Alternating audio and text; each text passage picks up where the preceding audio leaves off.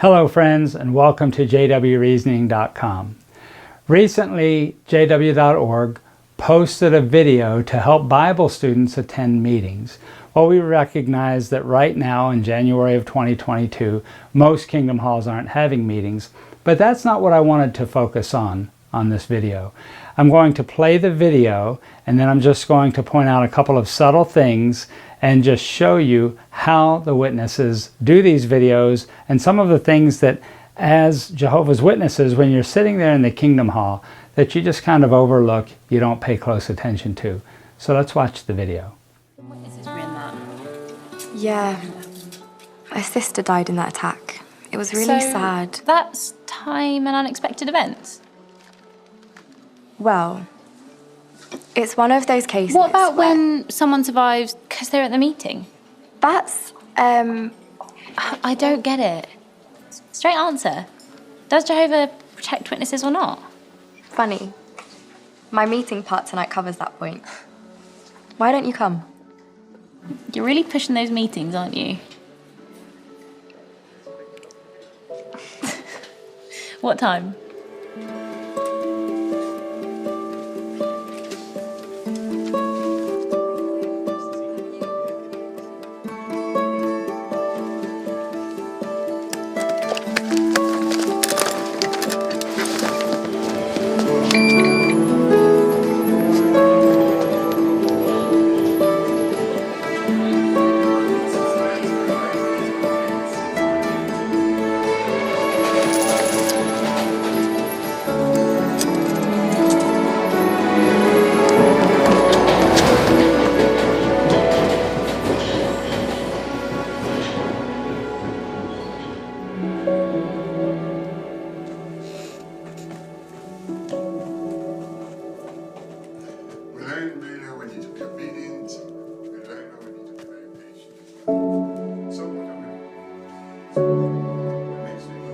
I couldn't believe I missed her part.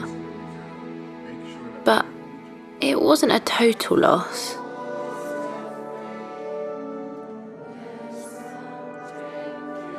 Nita had said, at the hall, everyone loves one another.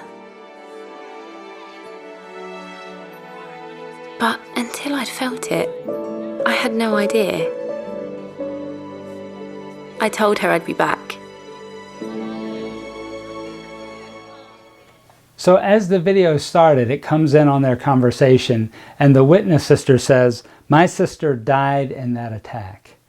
And then the worldly girl says, "So that's time and unexpected events." Well, first of all, that kind of caught me off guard because I'm used to the old translation where it says time and unforeseen occurrence befall all men. So it was kind of different wording for me. So I looked it up in the Silver Sword, and sure enough, it was time and unexpected events. And then the JW, the Jehovah's Witness, says, well, it's one of those cases where, and then the worldly girl interrupts her. Let's play it again. Yeah, my sister died in that attack. It was really sad. That's time and unexpected events? Well, it's one of those cases. What about when someone survives because they're at the meeting? That's, I don't get it. Straight answer. Does Jehovah protect witnesses or not? I love the way she says, straight answer. Does Jehovah protect witnesses or not? And then the witness girl says, funny. My meeting part tonight covers that point. Why don't you come? The reason I'm pointing this out is witnesses are masters of this. This is something that I noticed when I would do a lot of witnessing to witnesses at their carts. If you pin them down on a particular topic, if you have them in a place where there's nowhere to go, they will change the subject. They are masters of this. Part of the reason why I do this YouTube channel is to help you to be able to witness to witnesses. Now, this is a delicate thing to do. You can't do it too pushy, because if you do, they're going to shut you down.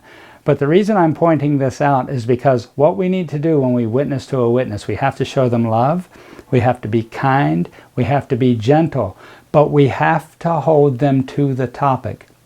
Don't allow them to shift. And it's easy to do. It's easy to let them do. In fact, if you were once a witness, you used to do that too. You would move around. And this is something that's taught by the organization. In fact, even in the reasoning book, they divert your attention. They have little comments that will say, if someone says, and then what do?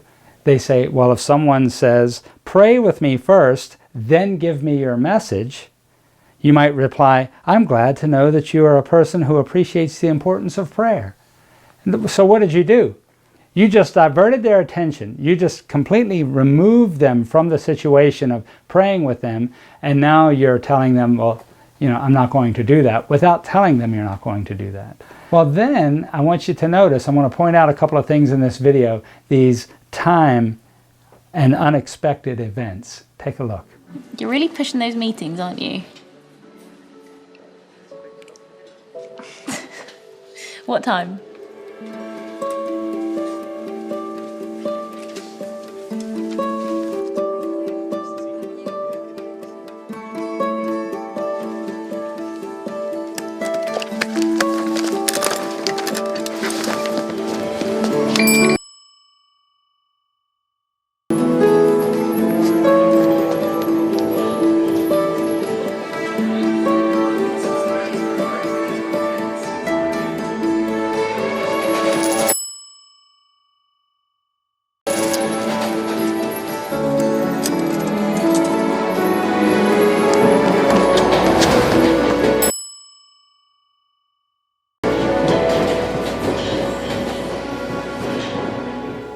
Now, the reason I'm pointing out these things is because at the beginning of the video, she says, I want a straight answer. She didn't say I want, but she just said, straight answer.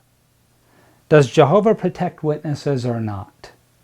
Well, that question is still not answered because, first of all, this young lady missed her talk. She missed the talk that this JW sister had.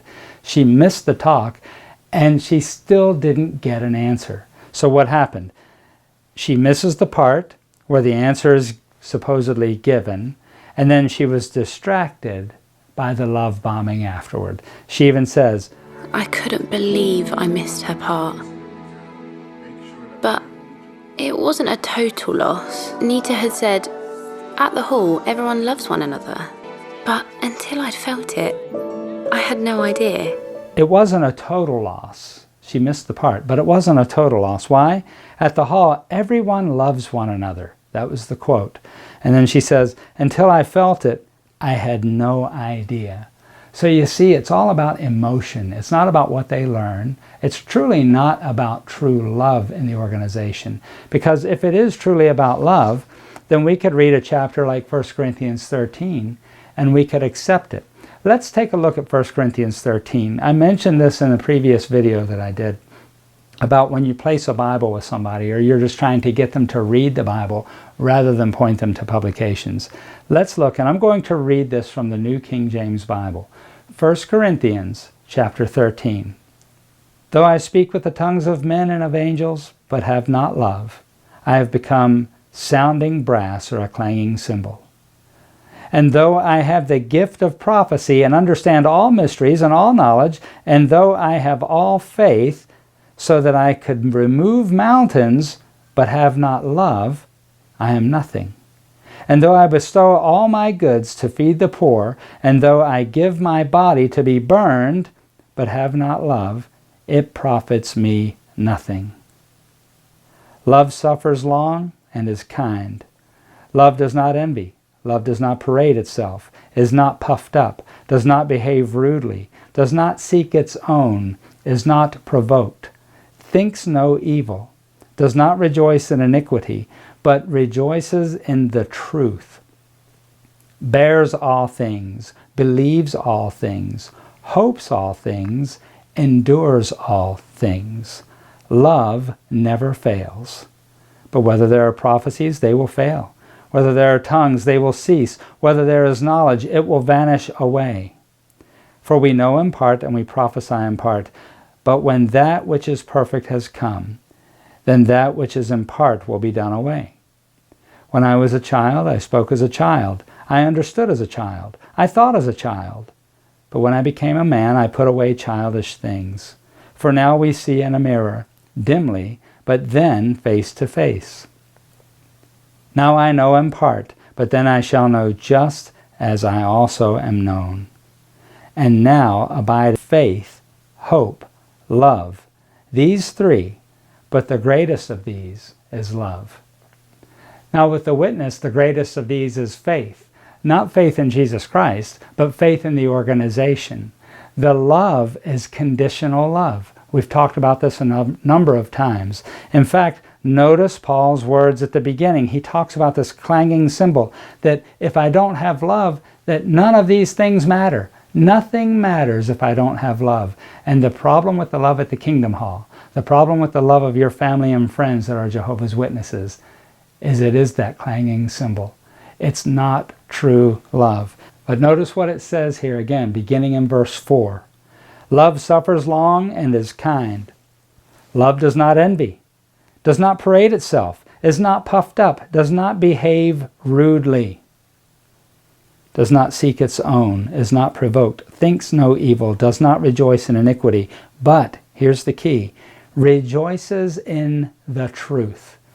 We know the truth is Jesus Christ. He said, I am the way, the truth, and the life. No one comes to the Father but through me. That's what Jesus said.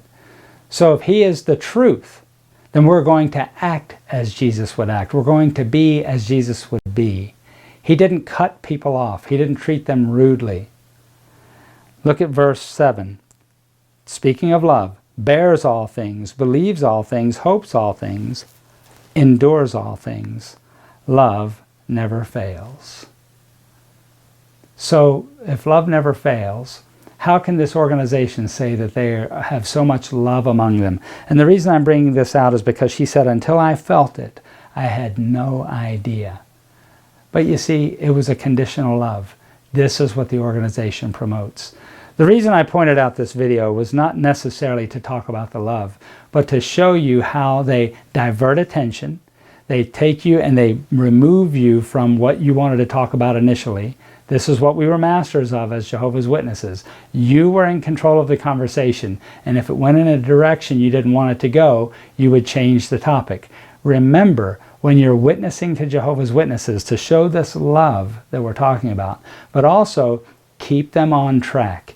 Don't let them divert the conversation, and they do it so well. Don't fall for it. Hold them to it. Say, well, let's answer this question first. Give me a Bible answer about this particular question, and then we can move on to the next part. Do that to them, whether they're family, whether it's a brother in your congregation, but do it gently. I'm not a master at witnessing to witnesses, but I've made enough mistakes that I know what doesn't work. And it doesn't work to be pushy. It doesn't work to get upset. And you have to show them this unconditional love, because as we're told here, love never fails. It says, and now abide faith, hope, love. These three, but the greatest of these is love. You see, these people you're already at a disadvantage because they think you're leaving the truth. And that puts you at a disadvantage. They think you don't know how to love. But the truth is, they don't know how to love. So I hope this video helps you to look a little more critically at these videos and pay attention to what they're doing. This video is about helping your Bible students attend meetings. Why would they even show that? Because they're not even going to meetings right now. This isn't something they're doing. The other thing is, the song that they played, God's Loyal Love. You know, when I heard that song, that was a beautiful kingdom song. I love that song. I love the tune. I always thought it just really touched my heart to hear it. And, you know, these things, music is a very powerful force. And I've noticed a couple of things about some of the music. I will likely do a video on that very soon, particularly on the song that they chose in this video. I will share something with you, an observation that I made. And so I hope that these videos that I'm doing are helping you to think a little more critically, and they will help you to witness to your witness friends and relatives, because it's really difficult. It's very hard, and I feel the pain that you're going through, because everyone who has been a witness has gone through, to some degree, a similar feeling or a similar emotion to what you're going through. Maybe not to the degree that you are, but that's the one thing that all of us, having been Jehovah's Witnesses, or those of you who are Jehovah's Witnesses, that we have in common, is we our eyes begin to open and we just want to witness to everyone. I did a video on that. So just kind of keep that loving attitude. Remember 1 Corinthians 13. Read it. Think about those words. Remember, friends, Jesus is the way, the truth, and the life. No one comes to the Father but through him. I hope you continue to study your Bibles, and my prayer is that Jehovah will continue to bless you until we meet again.